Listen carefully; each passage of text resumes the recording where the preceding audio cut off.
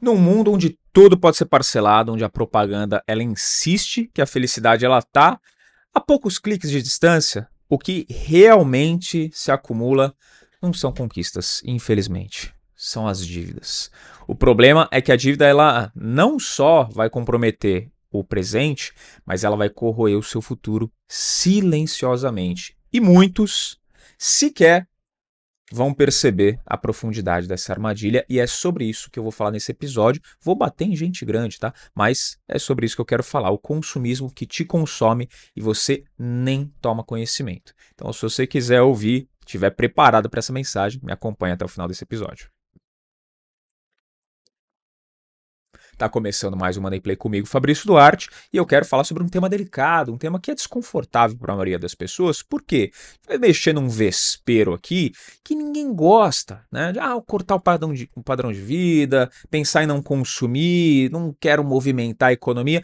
Isso aqui incomoda muita gente porque pensar em não ter o padrão de vida, ou o conforto, a qualidade que você mantém hoje, apesar dos custos que essa qualidade de vida te gera, é algo que incomoda muita gente. Tá? Então, descer um degrau ou alguns, a gente não gosta de pensar, mas é sobre isso que eu vou falar contigo. Então, deixa a avaliação do episódio já, deixa o seu comentário aí embaixo também. Não esquece de deixar o seu e-mail para receber a nossa newsletter, nosso material exclusivo. Tá? Vamos entender o impacto invisível, que é quando a dívida ela sequestra a sua renda. A maioria acredita que a falta de dinheiro é o principal problema financeiro. E tudo bem, fala, porra, eu ganho pouco. Eu não tenho dinheiro guardado, não consigo ter porque eu ganho pouco. Mas na verdade, o que falta é o direito de usar plenamente o dinheiro que você ganha. E por que isso? Quando você carrega dívidas, especialmente de consumo, grande parte da sua renda ela já está comprometida antes mesmo do dinheiro ele cair na sua conta. Aquela comprinha parcelada, por exemplo. Fala, pô, mas não é uma dívida, eu só comprei parcelado, eu não estou pagando juros. Quando eu compro um celular de R$ 3.000 em 12 vezes, você não está pagando juros, mas você está com uma dívida, você já comprometeu renda futura. Cada real que você paga além da dívida, que são os juros, que aí quando você vai financiar algo, por exemplo, um carro, uma casa, né, você vai pagar juros e cada real que você paga em juros é um real que você nunca mais vai ver, é um dinheiro que foi embora e ele não volta. E é um real a menos para você investir, para construir o seu patrimônio, um real a menos para você usufruir, para você viver lá na frente. E não é um detalhe pequeno, tá? Então vou apresentar dados aqui para você do CNC, que é a Confederação Nacional do Comércio, que mostra que em 2025, 78,3% das famílias brasileiras estão endividadas. Ou seja, arredondando aqui, 4 a cada 5 brasileiros hoje estão endividados. E dentro dessas famílias endividadas, parcela média comprometida só com dívidas chega a 30% da renda líquida. Ou seja, resumindo aqui o que eu passei de informação, para milhões de brasileiros, não milhares, milhões, a cada R$ 10 que entram no mês, 3 já são absorvidos antes mesmo que você possa escolher o que fazer com ele. Quer dizer, tem ali R$ 10 para você receber, só que desses 10, 3 já estão comprometidos. Para milhões de pessoas que ou estão me ouvindo agora, ou que nem sabem que isso está acontecendo. Só ali, fechou o olho e vai vivendo, deixa a vida me levar, a vida leva eu. Enfim, não é o salário que é insuficiente nesse caso. Né? É a capacidade de dispor do próprio salário que foi perdida. A pessoa comprometeu isso ao longo do tempo. E aí, quando você olha só para a dívida, como eu falei, parcelou, não estou pagando juros. Ok, é um problema porque o dinheiro já está comprometido antes de chegar na sua mão. Mas quando a gente coloca os juros nessa conta, ele sim é o inimigo que vai trabalhar contra você. Juros compostos, eles podem ser seu maior aliado ou seu pior inimigo, quando a gente fala do longo prazo. Vai depender de que lado da equação que você está. Quando você investe, juros compostos a seu favor, seu dinheiro está trabalhando para você, aliado. Quando você tem uma dívida, eles trabalham contra você e aí são seu pior inimigo falando sobre construção de patrimônio. A taxa de juros do cartão de crédito, o rotativo do cartão aqui no Brasil, em fevereiro de 2025 era de 442% ao ano. Isso significa o seguinte, que em pouco mais de um ano, a sua dívida, que era de R$ 1.000, por exemplo, ela pode se transformar em mais de R$ 5.400 em um ano. Agora eu te pergunto, qual investimento que você vai fazer de forma segura, conservadora, vai tirar um retorno desse? Se você conhecer alguma, manda aqui nos comentários, tá? Seguro, garantido, que é o que os bancos têm, né? Ou as credoras têm quando te liberam o cartão e você entra no rotativo. Então, em um ano, de 1.000 para 5.400. Isso enquanto você está dormindo, enquanto você está almoçando, enquanto você está descansando, enquanto você está aqui parado me ouvindo. Se você está com essa dívida, esse dinheiro está chegando nesse patamar, está gerando esses juros que joga contra você. A sua dívida está crescendo. Ela se alimenta da sua renda futura. Sem trégua, sem descanso, sem massagem. Não é o custo do produto que você comprou que vai pesar. É o custo que é invisível, mas é crescente e incessante desse financiamento. Eu financiei, eu estou pagando juros. Então, parte desse pagamento é um dinheiro que eu nunca mais vou ver e é um dinheiro que cresce e joga contra mim no longo prazo. E aí, muitos vão se apegar no discurso que você está me acompanhando agora já deve ter ouvido, provavelmente conversa com alguém diariamente que se queixa disso, que fala, mas o meu salário é baixo, mas eu ganho pouco, mas a minha renda não dá. Será que não dá mesmo? Ou será que isso é ilusão? Vamos lá, quando a renda ela some em dívidas, a sensação ela é sempre essa, que a pessoa precisa ganhar mais. E tem um trabalho que eu faço em empresas, faço palestras, vou lá aplicar cursos também para os funcionários, em diversas empresas, hospitais, até universidades também. E chegando lá, eu sei, pelo que me relatam, tanto os funcionários quanto os próprios donos das empresas, de que os funcionários se queixam muito da renda. É um dos maiores problemas, inclusive um dos maiores problemas que causa efeitos psicológicos, né? A pessoa achar que ganha pouco ou que o dinheiro não dá por má gestão. O salário, não estou falando aqui que você não tem que brigar para ganhar mais, não é isso, e que às vezes o seu salário seja baixo, mas não é o maior dos problemas, é isso que eu quero dizer. Porque a pessoa ela tem um salário, em boa parte das vezes, dos lugares que eu vou palestrar, que é acima da média nacional, um salário que daria tranquilamente para manter um bom padrão de vida, mas por má gestão, a pessoa entra nesse discurso do preciso ganhar mais. Ok, defendo que você tem que ganhar mais, sempre, vai buscar crescimento, expansão, como eu já falei aqui várias vezes. Mas será que é isso? Ou será que você está se apegando a um discurso só para passar um pano ali na sua má gestão? O que precisa ser resolvido primeiro não é o valor do salário, na maioria dos casos, é o buraco no fundo do barco. Você fala, pô, eu preciso de um barco maior. Não, mas por quê? Porque esse daqui não está comportando, né? Eu quero, ele está afundando, claro, com o peso que você já pôs nele, e que ele tem um buraco ali que está entrando água. Você tem que tapar esse buraco primeiro. Se 30, 40 ou até 50% da sua renda está sendo desviado só para pagar juros, prestação, não importa o quanto você ganha. Por quê? Porque o dinheiro ele vai continuar escorrendo da sua mão. Não importa o quanto você ganha. E muitas das vezes passando a ganhar mais, você vai passar a gastar mais, vai aumentar a sua dívida. Ao invés de falar, pô, hoje eu ganho 5, caramba, eu tenho que ganhar mais. Aí a pessoa ganha 5, tá devendo 2. Todo mês, de parcelas, prestações, incluindo juros, tá devendo 2. E o resto ela tem ali para ocupar com o padrão de vida dela.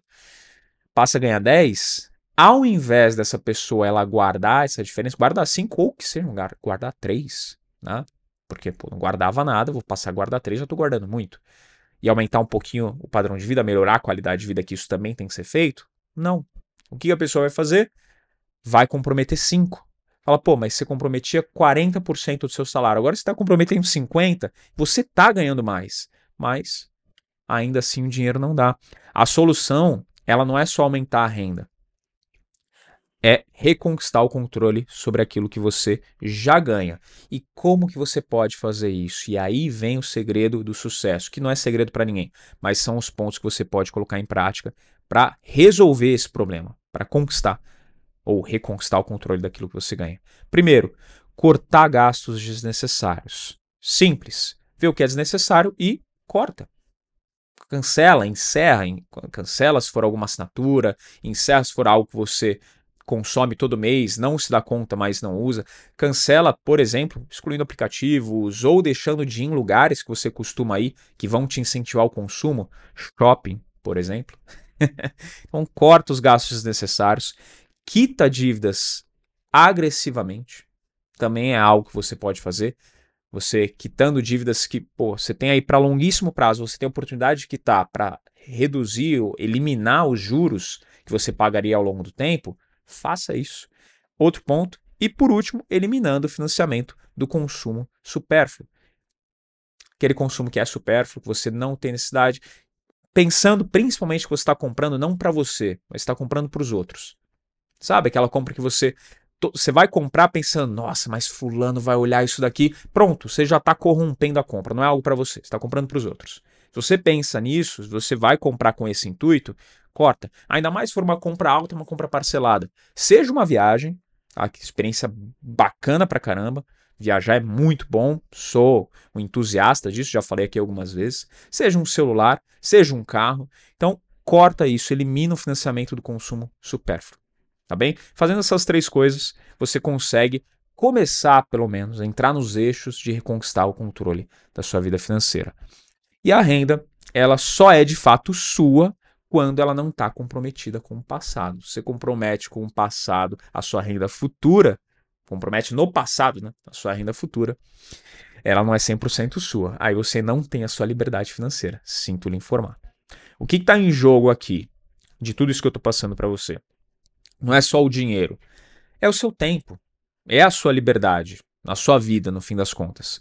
Tá? Cada real que você desperdiça pagando juros é o preço de uma escolha perdida, uma viagem que você não está fazendo. E isso eu vejo com muita gente que eu atendo, pessoas que gostariam de conhecer vários lugares no mundo e não conseguem. Por quê? Porque estão endividadas, estão pagando juros de uma escolha que foi feita às vezes à pressa, às vezes no impulso, que não foi pensada. Tá? Às vezes um negócio que você deixou de abrir, às vezes uma aposentadoria que ficou mais distante. Falei isso até no meu Instagram recentemente, de que vamos supor que você tem aí 360 meses para aposentar pelo plano que você fez. São 30 anos. Tá? Você tem 30 anos. São 360 degraus que você tem que subir para você alcançar aquela altura, aquele patamar que você sonhou, que você idealizou. Cada mês que passa que você não consegue subir o degrau que você imaginou, esse degrau é o quê? Guardar ou investir aquilo que você tinha planejado, aquilo que você deve investir para chegar na sua aposentadoria com qualidade. Cada degrau que você não sobe, cada vez que você não investe aquilo que você combinou, que você deveria ter investido, ou você vai ter uma vista menor daquilo que você imaginou, porque você vai estar mais baixo, se ao invés de subir 360, você sobe só 359, então você não chega no potencial que você tinha, ou você vai ter que subir essa escada por mais tempo, né? Fala, putz, eram 360, eu não estou conseguindo investir aquilo que eu me programei, que eu me preparei, então vou ter que subir 420 para chegar no mesmo resultado. Cansa mais, né?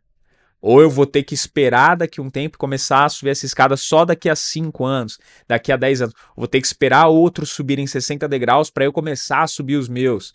E aí você vai perdendo tempo. Então, uma aposentadoria que ficou mais distante ou uma oportunidade que não foi aproveitada, seja do que for. Tá? De fazer uma aquisição, de aproveitar até uma vaga de emprego, mudar de país, mudar de cidade, ir para centros melhores, lugares mais seguros, enfim.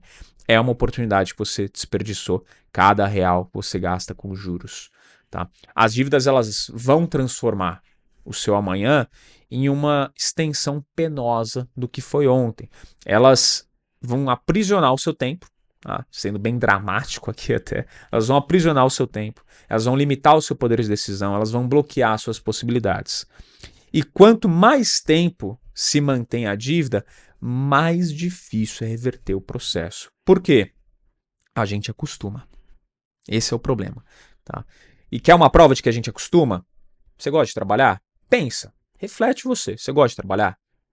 Tá? Eu gosto de trabalhar, eu gosto do que eu faço, né? Graças a Deus aqui eu tenho uma atividade que eu gosto muito, tanto gravar aqui o podcast, quanto quando eu vou palestrar, quanto escrever, né? Coisas que eu escrevi no meu blog, postagem que eu faço no meu Instagram, e principalmente os casos que eu acompanho individualmente, que eu vejo a evolução acontecendo mesmo na prática. Né? E até alguns casos que acompanham aqui o Money Play, né? Acompanham o canal fechado, pagam assinatura e conseguem evoluir e mandam feedback depois. Então eu gosto do que eu faço. Ótimo. Gosto de trabalhar. Porém, se eu não precisasse, eu acredito que eu passaria mais tempo fazendo outras coisas que eu gosto também. Não sei você, mas eu passaria. Conhecendo outros lugares, viajando, passando mais tempo com minha família. Tenho um filho pequeno, Passaria um pouco mais de tempo com ele também, apesar que eu já passo bastante, mas passaria um pouco mais de tempo com ele. Minha esposa, meus pais, meus irmãos, enfim, faria outras coisas. E eu acredito que você também. Eu posso estar errado, manda aí nos comentários, eu posso estar errado, mas eu acredito que você também. Se tivesse essa condição, você poderia não trabalhar tanto. Talvez você, se você pudesse não trabalhar tanto, talvez você escolhesse essa possibilidade. Só que isso conscientemente. E inconscientemente, muitas vezes a pessoa, você que está me acompanhando agora, entrou numa dívida de 30 anos que vai ter que te forçar a trabalhar pelos próximos 30 anos. Ou até 35 anos. Sabendo que você não gosta de trabalhar, como que você assume uma dívida de 35 anos, que vai ter que te forçar a trabalhar pelos próximos 35 anos? Faz sentido? Será que faz sentido? Reflete. É o que muita gente faz. Financia a casa por 30 anos, 35 anos. Vai ter que forçar a trabalhar. Mas aí quando chega uma sexta-feira, por exemplo, a pessoa tá lá comemorando, sextou, tal, happy hour, toda sexta-feira, passa o fim de semana. Avacalha com todo o planejamento ou joga fora todas as oportunidades que ela teria de economizar, guardar, investir. E eu não estou falando para não aproveitar, mas talvez com moderação, pouco mais de moderação, né? E aí a pessoa ela não pensa, faz isso, avacalha todo final de semana, todo o planejamento ali no fim de semana vai por água abaixo, chega na segunda até sexta, aí tá lá trabalhando com algo que não gosta, se cansando, se desgastando, mas entrou numa dívida de 35 anos que vai forçá-la a trabalhar por esse período. Faz sentido?